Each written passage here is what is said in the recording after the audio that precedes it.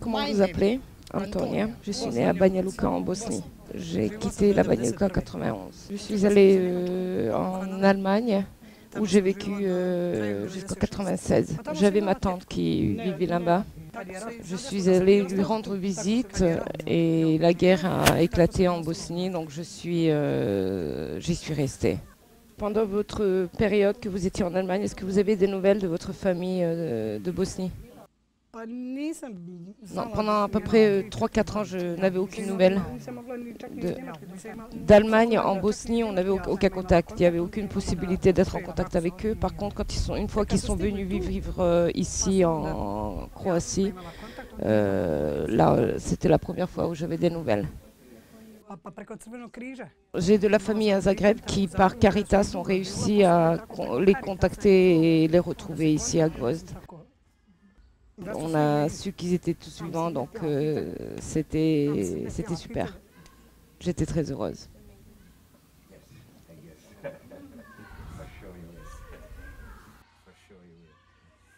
Pourquoi votre famille a décidé de vivre à Gvozd?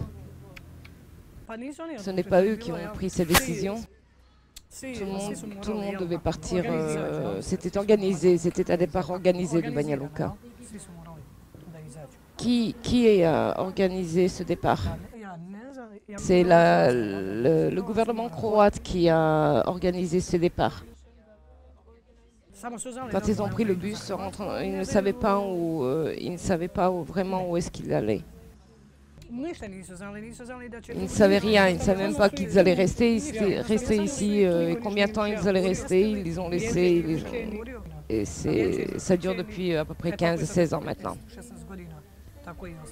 Entre familles, vous parlez des événements que vous avez tous vécus? Non, on n'en parle pas. On a d'autres problèmes maintenant dans la vie. Et ces événements, on les laisse de côté, on essaie de les oublier. Quel genre de problème vous avez? Problème d'emploi, l'éducation des enfants, on n'a pas d'argent. Ces problèmes sont beaucoup plus grands. Une fois que votre famille est venue ici vivre à Gvozd, ils ont été logés où? Ils ont été logés dans une maison de Serbes réfugiés. La maison a été vendue par le propriétaire au gouvernement, le gouvernement nous donne. Et un jour, soi-disant, on nous a dit que cette maison nous sera donnée. Mais on n'a pas d'informations plus claires et plus précises. Quand vous avez décidé de retourner ici à Gvozd, qu'est-ce qu'il a dit votre époux? Il m'a dit que j'étais folle. C'est une vie complètement différente en Allemagne et ici en Croatie. D'un côté, je regrette, mais pour les enfants, je pense que c'est quand même mieux qu'ils vivent ici. J'ai ma fille qui a 17 ans et mon fils 15. Et les deux plus jeunes ont 10 ans. Quand on est arrivé d'Allemagne, il y avait la Croix-Rouge était ici. On recevait de la nourriture de leur côté, mais à l'école, quand ils devaient s'inscrire, c'était normal, on n'avait rien à payer. Il n'y avait que 1 ou 2 magasins qui travaillaient,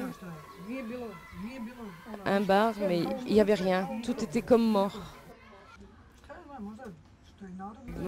Je ne peux pas donner de réponse au nom des autres, mais par contre, ce que moi je ressentais, c'était assez mort, c'était trop calme.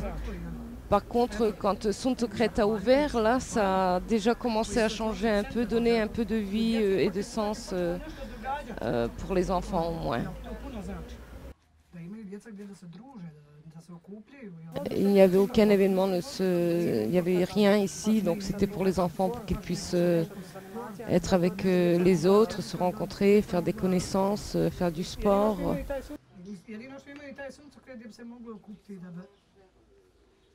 Et puis avec les arrivées des volontaires, pour qu'ils puissent apprendre d'autres cultures, d'autres langues. Disons, mes enfants maintenant, ils peuvent m'apprendre un peu l'anglais ou apprendre à travailler sur l'ordinateur. Est-ce que vous êtes optimiste par rapport à votre avenir, à l'avenir? Je suis toujours positive, je ne pense jamais négativement. Peu importe la situation, si elle est difficile ou pas, je suis toujours positive. Est-ce que Maya vous a expliqué pourquoi est-ce que nous sommes ici? Ce que je peux dire, c'est qu'on ne regrettera jamais. On peut voir les efforts que vous avez faits et c'est très important pour nous le financement qu'on a reçu d'autres organisations pour son secret qui ont aidé son développement. Thank you very much. Merci beaucoup. Voilà.